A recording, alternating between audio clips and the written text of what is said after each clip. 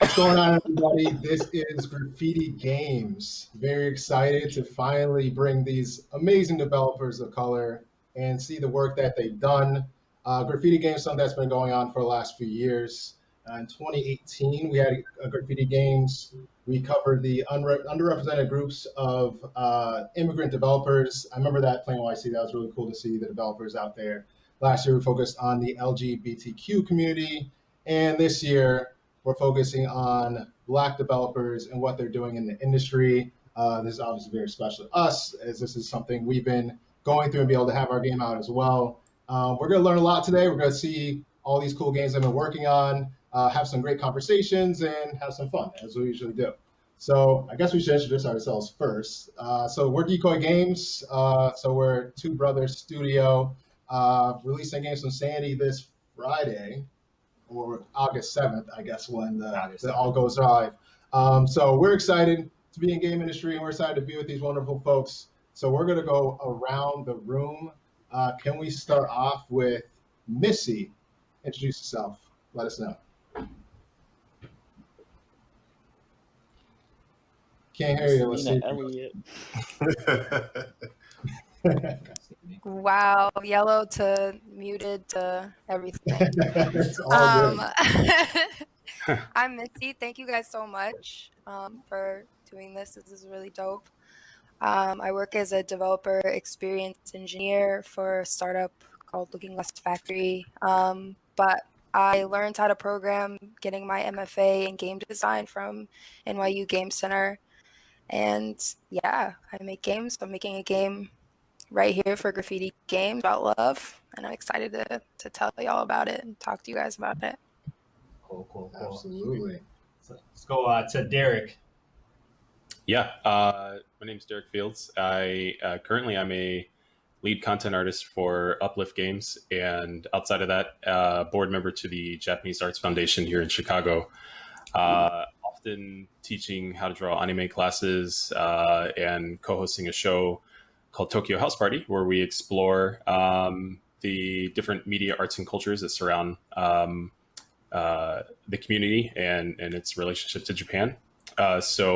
Along with those things, they are very, very relevant to the types of games that I would like to create and the types of games that I work on, primarily exploring the intersections between African American and Japanese culture, and why these conversations continue to happen. So Samurai Champloo and stuff like that, and it absolutely relates to the game that I worked on for this event. And yeah, I'm also really happy to be a part of this and get a chance to talk about it.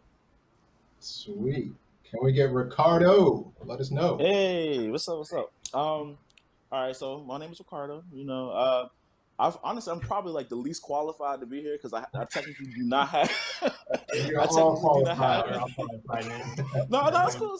I'm just being honest. No, I technically don't. I haven't really ventured into the game industry yet, so I'm still on my way. You know what I mean? So, back in May, I released my first game demo for a project I've been working on called Project Remix. So I released that demo for the first time. So when you guys contacted me, it was actually interesting because I was kind of going through like a little a mild depression, if I can be honest with you. I was just going through it. I was like, man, I don't know if I can do this. But when you guys hit me up, I was like, dang, this is perfect. So it was the perfect time. So honestly, it kind of just re-sparked my creative flow, because you know how it is when you work on something for so long. You get kind of drained, and I was just feeling drained after working on my last project. So, but this kind of just completely just re-sparked my creative spark. So I'm just really happy to be here. That's cool. And you're officially in the industry now, by the way. So this is it. Oh, you really Thank you. Yeah. All right, can we get Kara? Let us know. Hi, I'm Kara. Sorry. Kara, I got you. I'm a narrative designer and writer. I make games under my own company, Illicid Games, and I also do a lot of work in the visual novel industry. So the games that I've worked for are like Asagao Academy, Normal Boots Club, or Solstice, and recently I also worked as a writer for Did You Know Gaming. Wow. So, nice. Yeah, happy to be here. And Andrew to round out the crew. Hey guys, I'm Andrew Augustine. I have been in the industry since 2011. Wow. The first game I worked on was The Sims 3. To me, that was a great project to jump on board to, for my first dive in the industry. But me being a rebel I left and I started my own company, Notion Games.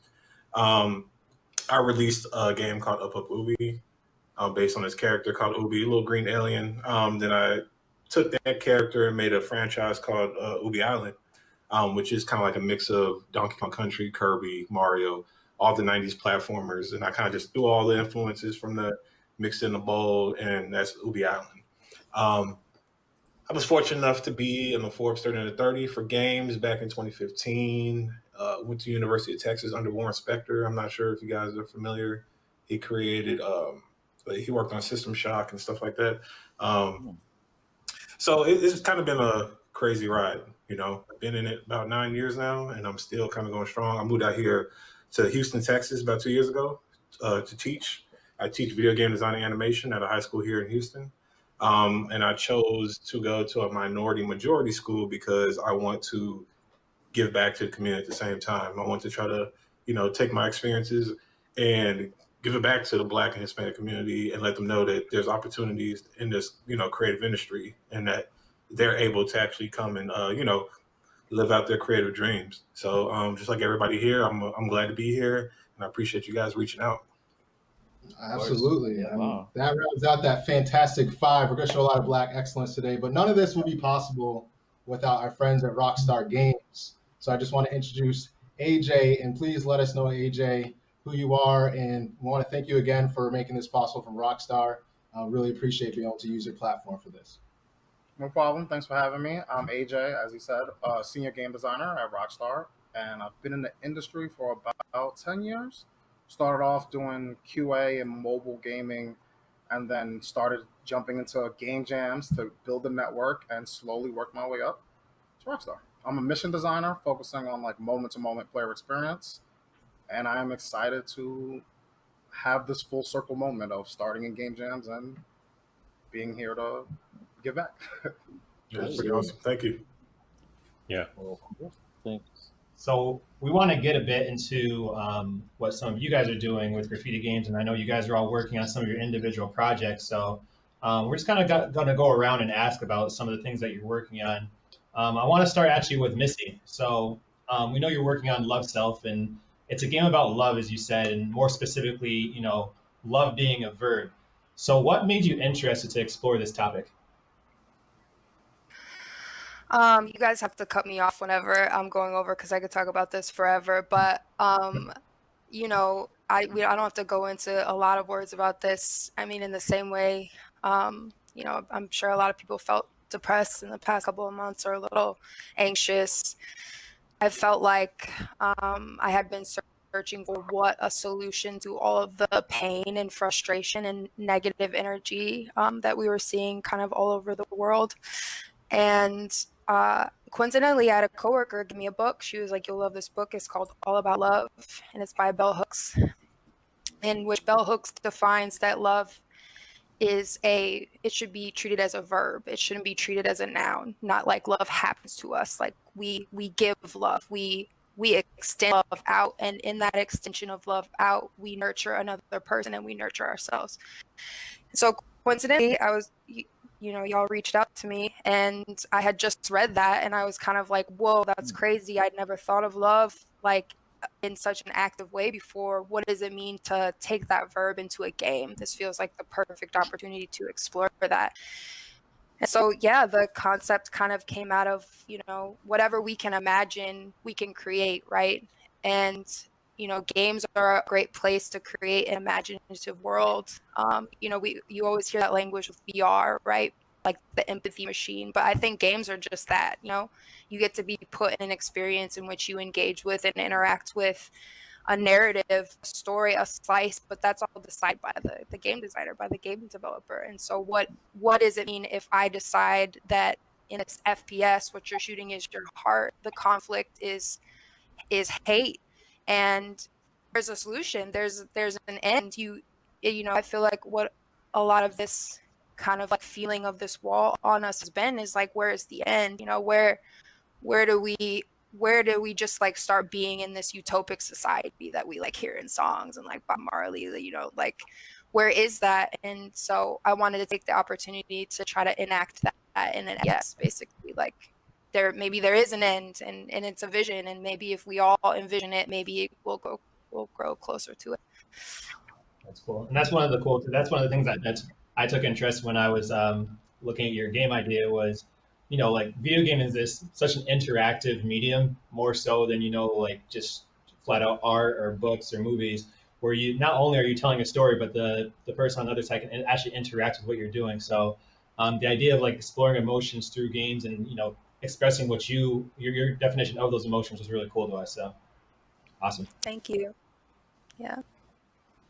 And moving on to Derek and playing this game, I saw exactly what he was saying right away. The Japanese mixed with the African type of culture in there.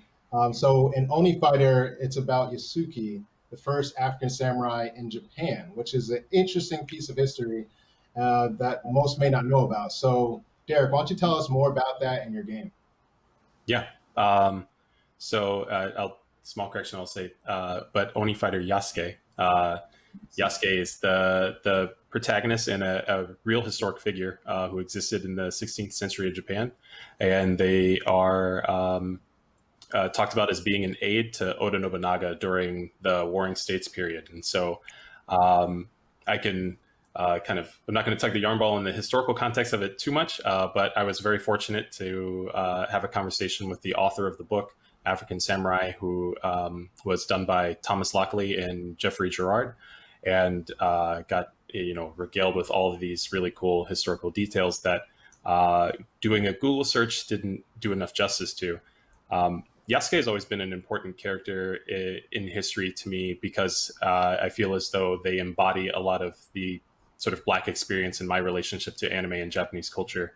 And even with working on my current game now, Onsen Master, I've always wanted this to be the follow-up to that project and not only use it as a platform to enable myself, but other people to have representation in the field, but build it with other Black individuals and Black voices. And so Yasuke is being pulled together by not only myself this time, but some very talented individuals. So shout out to Ashlyn Sparrow, Chelsea Roberts, and Darrell Etienne for contributing to this. And what I want to do is ensure that younger audiences can have an opportunity to play this game and secure the appearance of Black faces within gaming. Another facet of things that I like to create is also always chiming in with nostalgia and the things that maybe some of us from I was born in the 80s, and so shopping at Suncoast and FYE was my experience in watching Dragon Ball Z and VHS. And so, I really wanted to create something that kind of looked like it might have came from them. And so diving back to the art style of Tezuka Osamu, creator of Astro Boy, creator of Dororo, where it was like a no-brainer for me. So I hope everybody enjoys it. That's cool. What's your favorite anime of all time? That's not fair. Don't do that. My favorite anime is anime movie, Spirited Away. It was the inspiration for Onsen Master.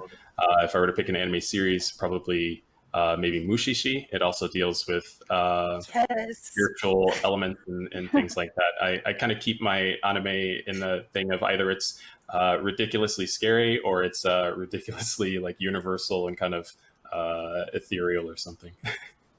There you go. So he was ready. He was ready for it. It's only because I've just been watching it this week. So. All right. So Ricardo, yes. Walk us through the process of creating Hello Lantern. Is this something that you drew a personal experience from? Yeah, actually. Okay, so what inspired the idea of it is I actually saw a meme, and it was supposed to be like one of those inspirational memes, and it was, and the meme was a religious meme, but what was really interesting about it was just the concept. So, so in the meme there was a little girl. She had like a little teddy bear, and then God had like a big teddy bear, but he had it behind his back, and he was asking the little girl to give up her old teddy bear. but she didn't know that he had something better, so she was reluctant to give it to him. You see what I'm saying? So so that's what kind of inspired the idea of the game.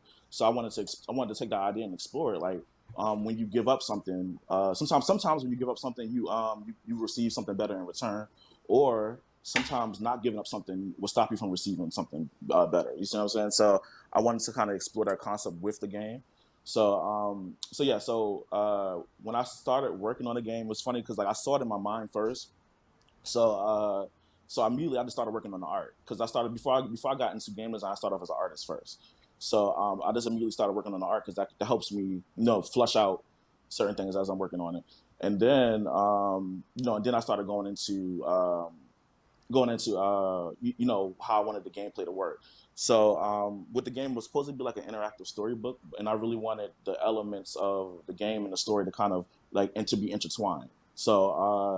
And I wanted to almost feel seamless. So every time there was a specific thing happening in the story, there was a gameplay that was attached to it. So the thing I love about this idea, and I felt really inspired by working on this because I really want to do more games like this. But the thing I love about this idea is you never know when the game is going to take over, and you never know what to expect from the game when it takes over. So you know what I'm saying. So it's always while you're playing the game, you're always going to be experiencing something new. You don't know what's coming. So and I love that. I love that like the unpredictableness about it. So yeah.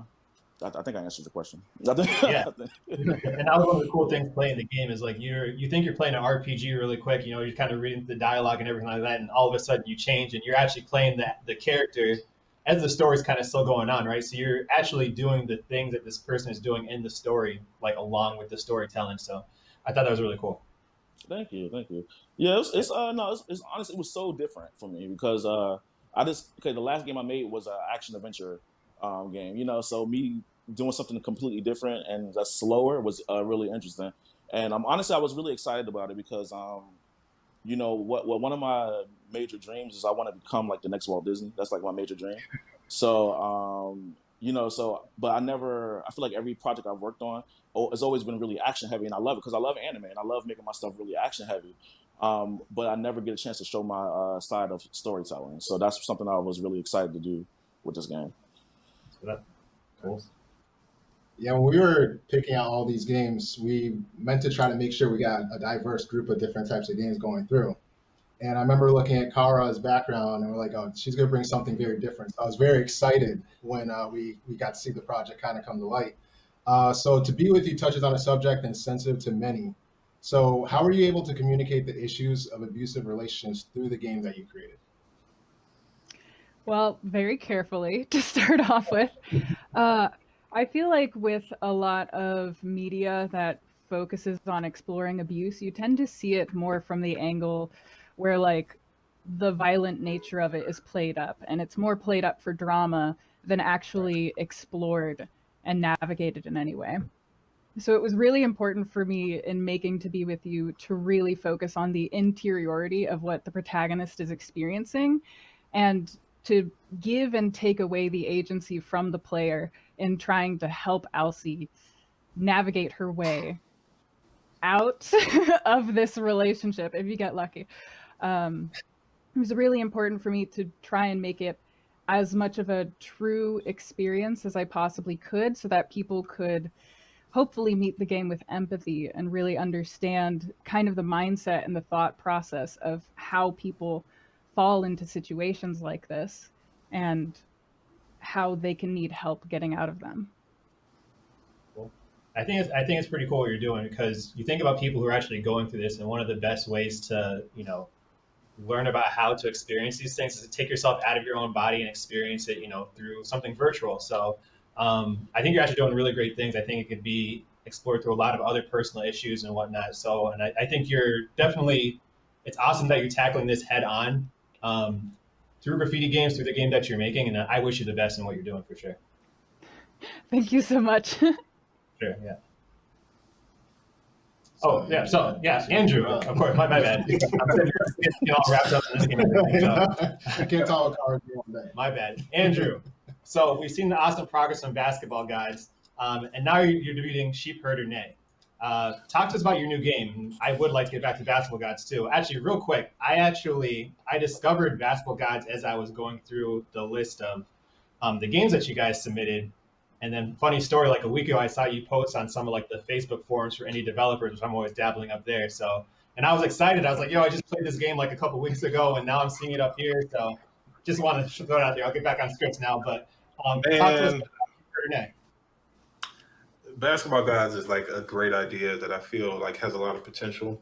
Um, it's just with the timeline and having to do the animations for like the dribbling moves, and I'm doing, I'm a solo developer, and I'm like Ricardo, right? Like I'm an artist first, so Right. I was getting heavy into the art, excited about that, and then when I was like some of the gameplay mechanics that I wrote down on paper, when I put it into practice, it just wasn't fun to be real. It just wasn't fun, and that happens. So I was like, all right, well, I have to be real about this. I don't want to keep pushing down this road if it's not going to be a fun game to play at all. So I did have a concept called Sheep Herder Nay. It started off as like half of a prototype a couple of years ago, just like a concept that I was playing with. It's like a puzzle game because I never did a puzzle game before. And I always wanted to try to test myself with being able to make different kind of games because I'm more of a,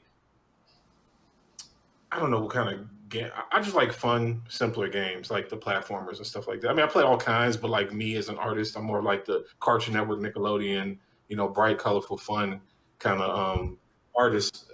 So I figured going to Sheep Herder Nay would be able to showcase those strengths more of a lighthearted, colorful kind of world. And the character's based off my sister, so I thought it would be pretty cool to kind of touch up on that more as well. Because I made her the main villain of a series of mine called Team Notion, and she didn't like that. She was not happy about that. So I had to redeem myself, a little bit in her eyes by making her the protagonist of this game called Sheep Herder Nay. So Sheep Herder Nay is just like a fun puzzle game about Nomura. That's her name. I call her Nene, so Nay.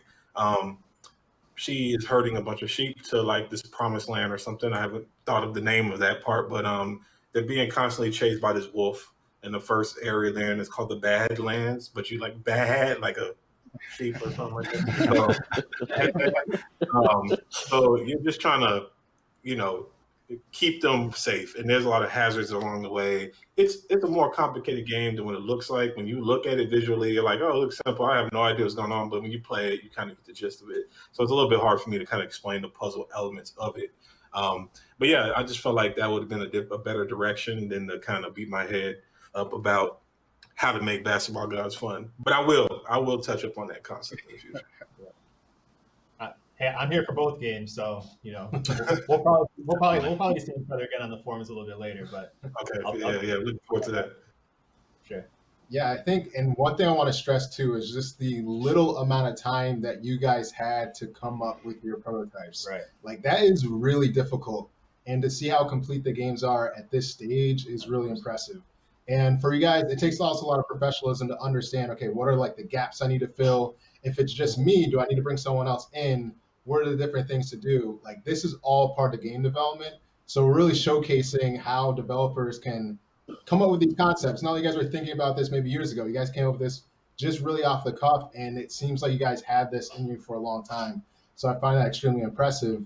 And I want to go to AJ because I know you've been able to see a lot of these prototypes early on. What are your impressions of games and the ideas behind them? I was pretty impressed with all of them, especially all you guys took a unique approach to gameplay in general. Like it's not just combat heavy. It's not just combat focused. Everything was like for To Be With You. It was emotional engagement with sheep herder strategy. Like it wasn't just combat. And I really liked that. I'm gonna touch on a couple of different things I liked about all the games. Missy with self-love, the vibe and atmosphere was awesome. It felt very dreamlike and soothing, which I think kind of emphasized what you were going for with the theme of making love active and trying to get that push and pull. Yasuke, that game, the art, Chef's Kiss, Astro Boy mixed with Afro Samurai, it just leaped off the page. And I love the fact that it has like tangential learning. I recently took a trip to Japan and learned about Yasuke, so having a game over here that can teach that as well is awesome and cool. Hello Lantern, Ricardo. Like you said, I think you mentioned this too, having the story mixed with the gameplay. Like you did a good job of having the gameplay be dictated by the story. And so it had nice immersion. You get lost in the game very easily and very quickly. And that's what you want. You know, next thing I know, I look up and the game's over. I'm like, oh, wait, what happened? All right. To Be With You is, I love this game because it engage the player not just on fun. Most games try to engage players on fun, and this is more of a like I said earlier, emotional engagement, and we want to teach the player something and bring something out of them. And I love that you went that way, and you did a good job of actually engaging me with that. It wasn't just like you attempted it and didn't achieve it. Like you actually did that.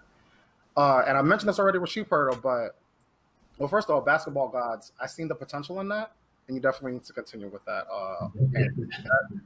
There's some gold there, but as far as Sheep Herder, it is very like sneakily strategic. Like at first, it just seems very simple. Kind of seems like a kid game, and then as you're getting in there, it just slowly like layers on layers of strategy, and it has the concept of like simple to play but like hard to master, and I really like that. And the production on it was also pretty amazing. So overall, the fact you got pulled all this off in like a short amount of time, especially with the production values, is like blows my mind because I could not do what you guys did in this short time back in my game jam days. Like, no, not even Cool. Thank you. So I got to give you all you guys a congratulations because you guys killed it. Thank you. Appreciate that. So now I just want to ask a question to pretty much anyone who wants to jump in here. So there have been a lot of discussions, including talents from diverse backgrounds in the industry. Companies are taking steps. However, it's not always easy to make yourself seen in the industry, and it's not designed for minority groups. What do you guys think the industry can do as a whole to make this scenario better for all of us? Yeah. Well, go ahead. Okay, well, for me, when I was thinking off the top of my head about this problem, I think the industry itself should have some type of job fair-esque thing where everybody can go, no degree required, based on skill, and everybody can show up. We test you, see how good you're doing, and then move from like that stage one kind of phase to like a trial, maybe internship, work from home kind of situation. And then if you do well there, obviously you can get hired. But regardless if you do well or not, it gives the developer experience. And there's always that catch-22 of, well, we can't hire you because you don't have experience. But how am I going to get experience if I can't get hired, right? So there's that. And having that job fair kind of thing marketed in the diverse communities could directly, like, okay, we need to grab you guys so that you can have an opportunity. Because for me, it was always like, I had the skills, but how do you get in? Like, where's the opportunity? So I feel like we need to hand those opportunities, or at least make them available. Like, hey, they're here, so you know, if you got the chops, come on in. Right. I think so. I don't know if I can interject at this point. Sorry for cutting you off. But being a teacher out here for 2 years, I think it's much more than even just the companies doing job fairs. Not downplaying what you're saying. That's definitely needed. But I'm noticing in the classroom that a lot of that, there's a big issue just in the school systems in general. Like, I go to a school that's predominantly white. They have all the good computers. They have the cool video game animation programs. They kind of are exposed to these careers. They know that it's out there for them, and they get different people from different video game companies to come in and talk to them, and so I kind of like been building up this gaming and animation department with one of my coworkers, Mr. Stewart there, and been really trying to, let it be known, because a lot of the students didn't even know they could really make a living off of being an artist in the game industry. We play video games like crazy. They're crazy about 2K. They're crazy about fighting games. They're crazy about all these video games, Grand Theft Auto, etc. But they never look at it as a pathway, for success or anything that they can actually obtain. So if there was a way maybe companies can go and maybe do more outreach to minority majority schools, and maybe even, throw some funding into maybe getting some new computers and things. Because even as a teacher there, we're using my classrooms. We still have like old computers. Like I'm trying to teach them animation and things like that, and it's like it chugs, it crashes, or whatever. But then I go to the school 5 blocks down the street, and they got the top of the line, everything. So, but that's just me as a teacher, what I've been seeing, and trying to be in the classroom with these students and let them know that this is possible. But I know that's not necessarily something the actual industry itself can do, maybe per se, but from the ground level, I'm seeing that they're not even exposed to this type of stuff. I think those two things go hand in hand. If you have the school training them up more, then we can more easily get them into the jobs and things like that. And I definitely have a similar experience with public schools and all that. I think too, like on top of that, it should be there's like kind of like a perspective shift. I think a lot of these corporations need to have. Like I think it's also like from I guess the bottom, like, but I feel like it's like an issue from the top too, where like why do you require like a crazy amount of experience for this job, and like is that really what is needed? You know what I mean? I feel like the jokes with me and my friends is like, oh, like I actually wasn't qualified for that job, but like I knew somebody in there, and so I got the job. You know what I mean? And I feel like there's this like entry wall of like we want to weed people out and get like the most exceptional people, but like if people already don't envision, and this is to speak to you as a teacher, I also taught future game designers too, like a high school program, and even that those kids were already pretty much set up to kind of be able to take this program on Saturday, so it's a little different than what you're describing. But like if you don't see yourself already in that field, if you don't have examples of people that look like you in that field, if you're not around people like that, then it's going to be harder for you to look at a job application and be like, okay, like I'll still apply. I can still try to do this. So I think it's like attacking from both ends almost, where I think people also need to know at the top, like you need diversity. You're missing out. You're missing out from diversity. You're only going to add to your growth as a company and your ideas and your genius when you add more people with different perspectives. Like how do you get people to recognize that and recognize what they're missing out on, I think. And building off of that, I think that there's largely like cultural problems within larger companies where they kind of feel like, oh, as long as I hire diverse people, everything will be fine and smooth sailing from there. And they kind of just throw these minority people to the wolves and expect them to have to do all of the fighting and all of the work to communicate like, hey, this is probably not a great idea for us to put in the game. And a lot of times that kind of feedback isn't really received positively, like by the workplace culture.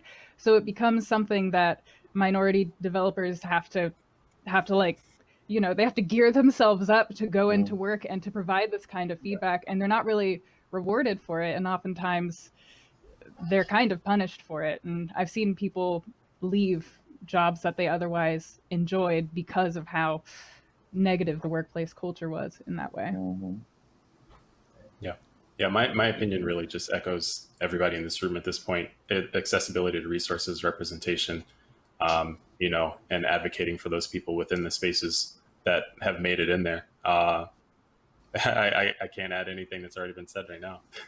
Well, I want to say something. I think, because I know exactly what everybody's talking about. Because I took myself to go, try to apply for some of these game design jobs, or art, or in the art areas of it as well. And they had some crazy ass requirements. I was like, this is ridiculous. Like, you need to know how to use file programs. You need to know how to, like, you know what I'm saying? Like, no, who knows? Like, nobody knows all this stuff. You know what I'm saying? So I had to, you know what I'm saying? So I had to, like, stir up the unction in myself to be like, well, after this, I'm gonna do it myself. You know what I'm saying? So I think something that we can also, teach people or kids in general is just how to, sometimes you got to make your own path. And that's what I decided to do. You see what I'm saying? Because I'm like, I don't have the requirements that y'all want me to have, but I have the requirements that I know that I have. You see what I'm saying? So, and I'm gonna give you a perfect example of this. So my last project that I worked on, I was actually approached by Konami, and they wanted to help publish the game. But I pretty much told them no. But I didn't. Well, I told them I didn't tell them. So basically, what happened is they liked the game. They wanted to help publish it, but but the catch was they wanted to own the IP. They wanted to own it. Yeah, I knew he was going there. Right. I'm like, okay, so you want what I have, but you don't want me attached to it. No, I'm good. But what I did is I just went through the whole process. I went through the process to understand their minds. You see what I'm saying? So I made them think that I was going to take the idea, take the deal, but I wasn't really going to take it. You know what I'm saying? So I just went through the whole process to see how they think. You know, to see how a lot of these companies think. And then I was like, okay, well, thank you for the information, but no, I'm not giving you my IP. I'm not doing it. And most people will jump to the opportunity, but I can't. At this point in my life, I'm just determined that I'm going to do it my own way. You know what I'm saying? So yeah, respect it. Yeah, and I guess just for me, just seeing, I agree with everything you guys are saying. Something I push all the time is representation, right? And I feel like sometimes we have to be our own champions to create those doors, not only for ourselves, but for the younger ones coming after us too. So the thing I just challenge for everyone here, ourselves as well, is be those champions of your representation, right? Whether it's for your classmates or, your brothers and sisters or, people in your neighborhood. The stuff that you guys are doing right now, sometimes we get so caught up in our work and we don't realize, you're looking at your game, you're like, oh, it's just this little game I was working on the side. But the next kid is looking up to you is like, yo, this guy made a video game. Even if it's something silly, this guy made a game, right? So be a champion for the work that you're doing and make sure people know that we're out there. Because if people don't know we're out there, people aren't going to know there's Black developers. So even the 8 people sitting in the room right here, like this is the start of something, right? Like people see this and say, hey, there's 8 talented Black developers, 8 accomplished Black developers. They've all made a game. Make sure that message gets spread out. So that's just my challenge to everyone in the panel now. Yeah, absolutely. Just to echo that, I feel like in the industry, the representation is very important. Also, especially in the bigger companies, is to make sure we're pushing Black developers to executive positions so we can actually make the decisions to influence in the games. I don't think it's a coincidence that a lot of games lately have now seen women as the lead character that are being represented. What happened is now more women are being pushed into executive positions that can actually have influence in actually making women represent better in games. Same thing needs to happen with Black developers. And once we have that, as Chloe said, young kids seeing that there are Black developers out there allows them to know that I can be that. They only can see different things. Maybe they see on TV all the time, whether it's an athlete or things like that. They just automatically assume that could be their path to success. They don't know that a path to success is through gaming because they don't have that in that lens. They don't have the opportunity to do that. So once we give that representation to go back to our communities and show that we are here and that we are capable of doing this is really important. And I believe that whole cycle is really what's going to help kind of grow this whole thing. As Khalil said, like, you guys in the room have accomplished something very special. You don't know how much this actually influences people. This is something we learned kind of through our development process. When we started in the beginning, we just find out how much a little prototype or something that really can open up for someone else, and that triggers on. So definitely be a champion of your work, be a champion of each other's work, because together is how we're going to get through and make sure we can grow through this as well. I wanted to make one note real quick before. I was thinking about, like, diversity is important, not just to have different, people, faces in the development teams, but like I look at like the music genre. Every culture has something unique to add to the overall industry. Like we got hip hop, R&B.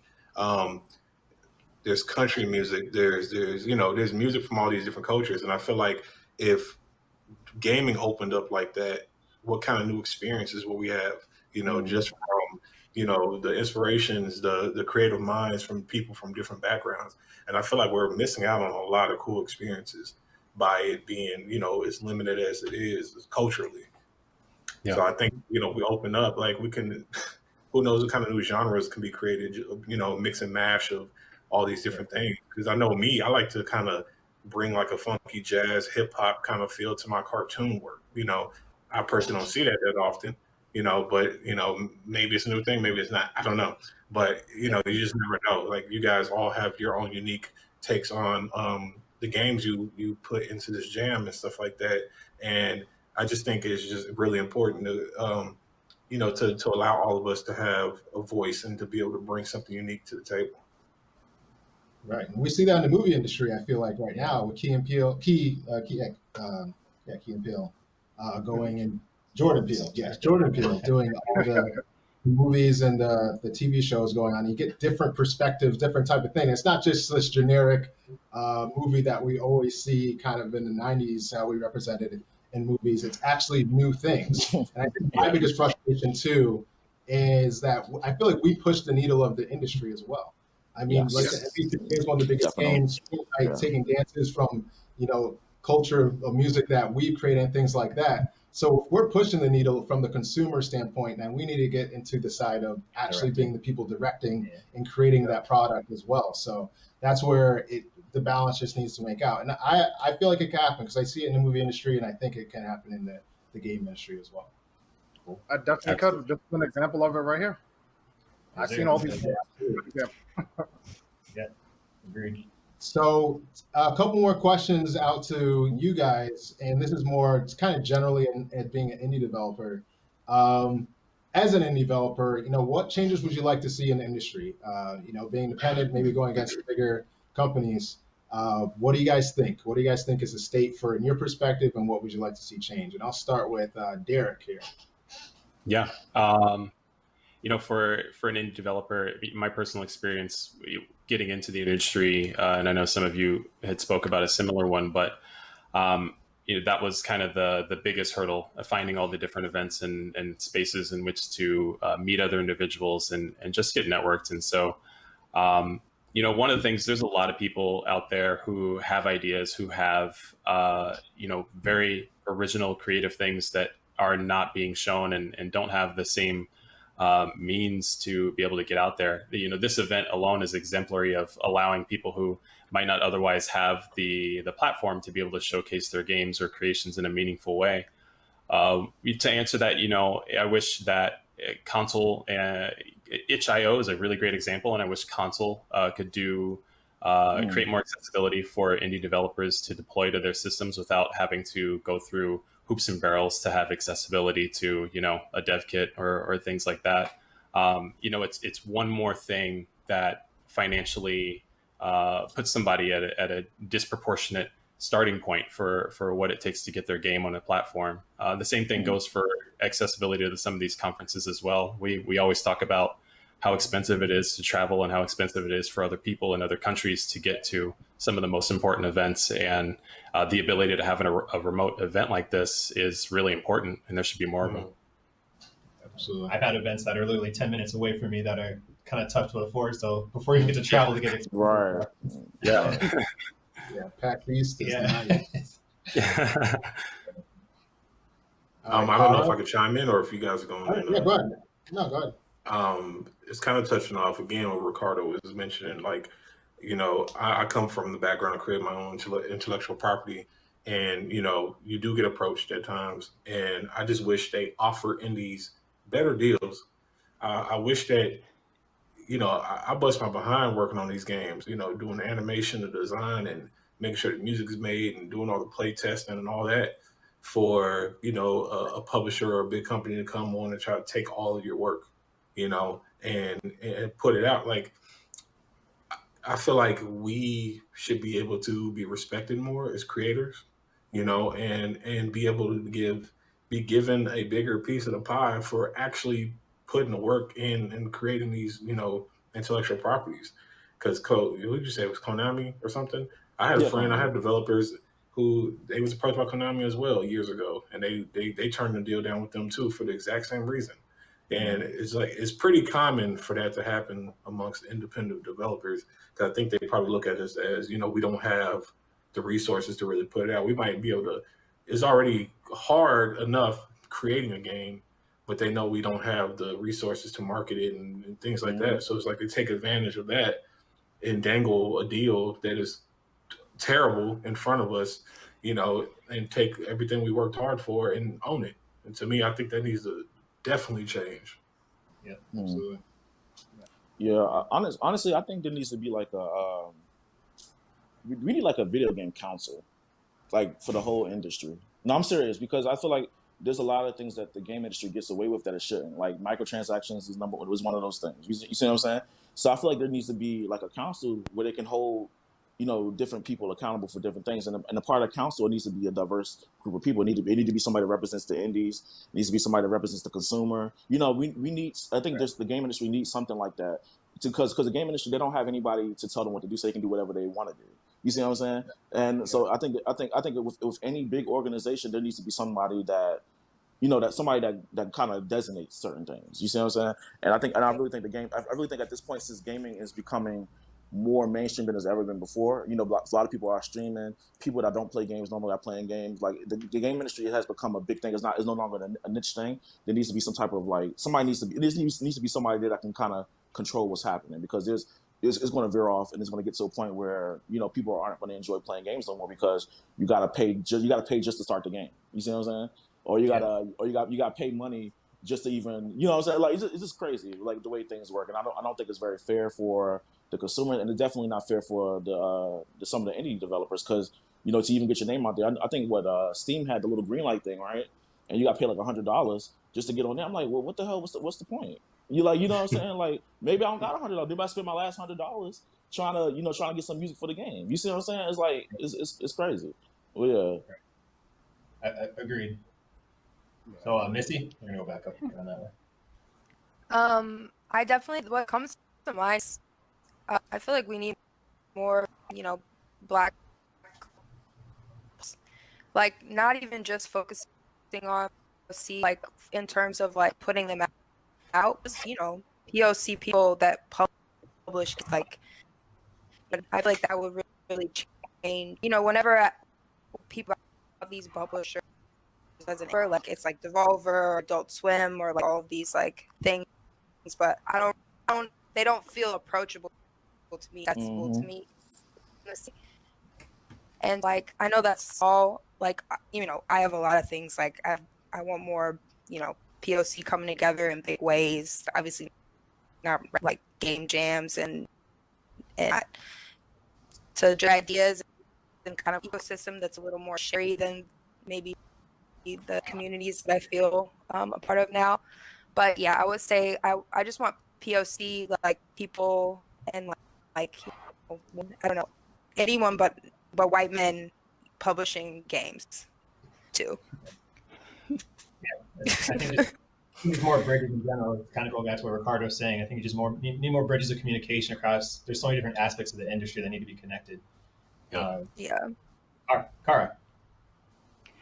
I would wish that the value of an indie game would be more well understood, especially coming at this from the perspective of a visual novel developer. People who play visual novels tend to think that they don't require any work, and therefore they should only cost maybe $5 max, unless they have like a real big marketing push behind them to make them seem more authentic and therefore worthwhile paying $20 for. So I think that there's a lot of indie developers who are just struggling to make ends meet because there's still a perception that certain games aren't allowed to be priced at a certain level, no matter how much work went into them or how well thought out they are or anything. And also indie developers themselves tend to devalue their own work and think, oh, I don't know if people are going to be willing to pay $15 for this. And so I just wish that indie games were valued more overall and would be allowed to charge more for all of the work and money that's been put into their creations. Yeah, and I think a lot goes into valuing our work. I mean, like, if you think about it, especially as much as like AAA games are becoming these humongous productions, and there's so many gaps between the next big game. Like, we keep the game industry alive in between. Yeah. Go to any console and look at the games that are actually being released. They're almost all indie games and one occasional AAA game to kind of have the big pulse come back. But we keep the gamers alive. So, completely agree. Yep. So kind of just one more around the room. What are you guys' plans for after Play NYC? Whether it's developing your game or are you guys working on something else? What exactly you got after Play NYC is done? After this program is over, what exactly are you guys doing? What's the plans? We'll start with Derek again. Yeah. I wasn't sure if that was like open table. Yasuke is like I said, it was intended to be the next project that I wanted to follow the creation of On Semester with, and On Semester was really lucky to be able to crowdfund that project up front before pursuing the rest of its development. Crowdfunding is stressful and not easy by any means. But it was something that's the route that we chose for it. Yasuke, I absolutely want to move forward in pursuing a publisher first, or a larger and much more like finances upfront relationship with developing this game. And not only that, but hopefully developing it in a way that is sustainable for not only myself, but the other people that I'm really lucky to have a part of this. Because, man, if I was jumping into this by myself, I wouldn't be able to finish it in time. And to be able to not only it, but anything else to come after it, to continue to be an example of Black individuals involved in telling stories about Black people. I want kids like the one that I have to be able to see people that look like him look on the game screen. So, Cool. Andrew? I got quite a few things kind of happening right now. I can't really go too in depth, but I've been getting hit up by Nickelodeon, NBA 2K. I got a deal with Microsoft to bring the Ubi Island franchise to the Series X. So that's the big thing right now. I'm working on finishing up Ubi Island 2, and I'm planning to release that next summer 2021.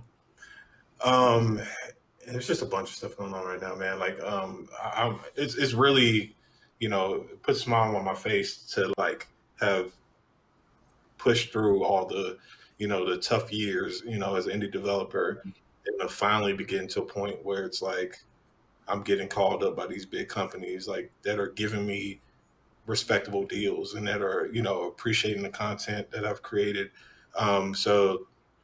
But as far as anything specific regarding to the games that I was touching on for Play NYC, She Pardonné is something I do want to release in the future. And Basketball Guys, I just feel like I love the concept of it being like a cross between like Marvel vs. Capcom 2, basketball, and whatever else I was trying to just throw in the mix. I feel like something could be made there, and it's kind of hard. I feel like it's a new kind of experience in a way, so it's a little bit hard for me to iron out the details right now, but I feel like it's something I will touch in the future.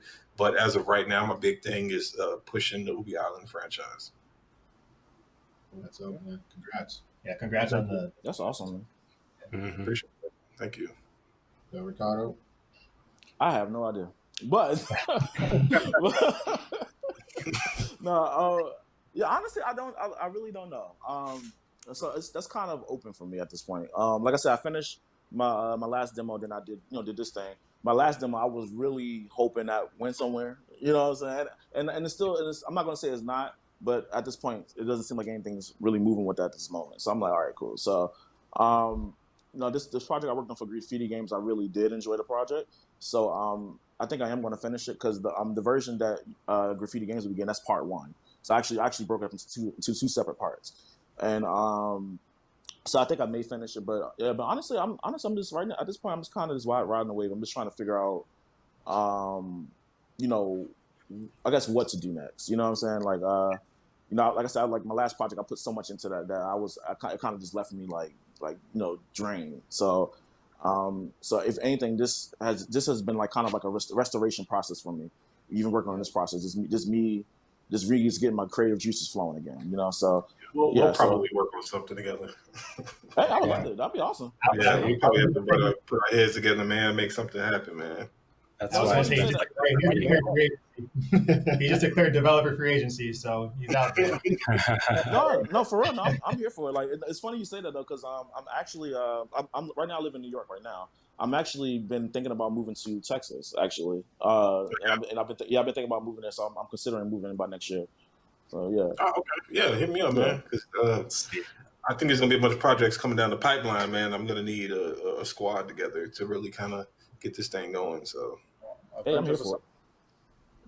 Somebody clip that moment. Y'all will look back on it in a couple of years. Like, remember when we said that together? Yeah, that's why events like this are important. So, yeah. Agreed. All right, Missy, what you got? You know, I have to the was also going creative stunts. And around this game, 2 other former friends for like, I don't know, years now. I'm gone, you know, a little bit with the world events and everything. So I definitely want to like get back into full gear. We want to, you know, eventually get it out into the Switch blocks.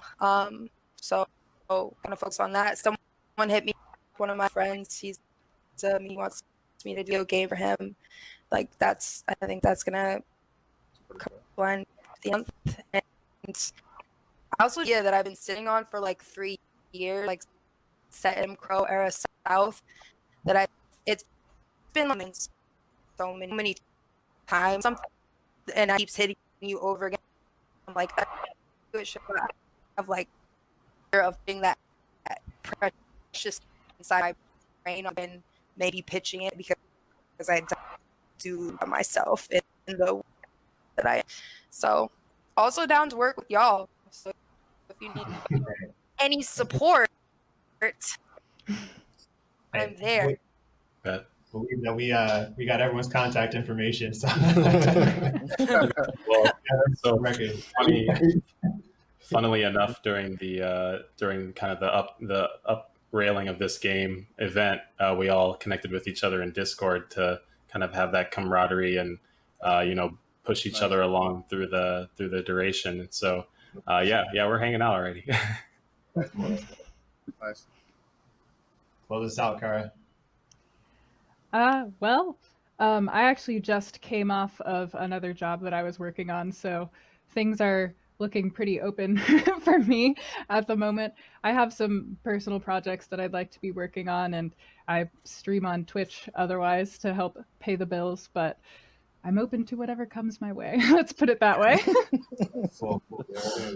And for everyone in the room, our doors are always open for you guys too. So if you guys need help on anything or whatever, especially I see you guys coming to some console development, things like that. I think what always helped us get to where we are is just knowing somebody, and then that person introduces someone else, and it opens a big door for us. So don't be afraid to ask us for anything, man. If we can help you, we'll do our best for sure.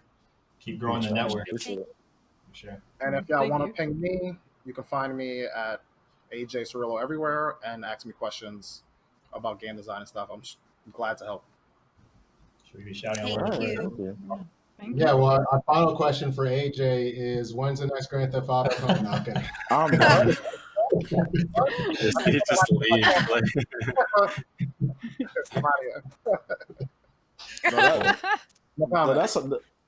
That's hilarious. So I used to work for a company called Pull to Win, and they actually do the troubleshooting for Grand Theft Auto, and we used to get that question all the time. People call in, be like, "Hey, I'm having trouble with my shark points, but also can you tell me when Grand Theft Auto 6 is coming out?" I'm like, "I don't know." I'm like, "What the?" Yeah, I got that question while I was working on Red Dead and like Red Dead the single player. All the time, random questions about, "Hey, GTA." I'm like, I don't even what. Like,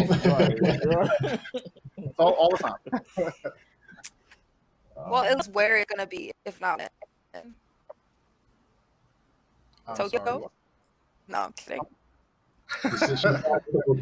Like where the location? Oh, huh? Okay, I don't even know. Oh, yeah. The connection is suddenly really bad. The connection is getting crazy right now. What's going on? All right, y'all. Well, I think this kind of closed out the segment. Now, this has been great. Awesome. A great showcase of Black excellence.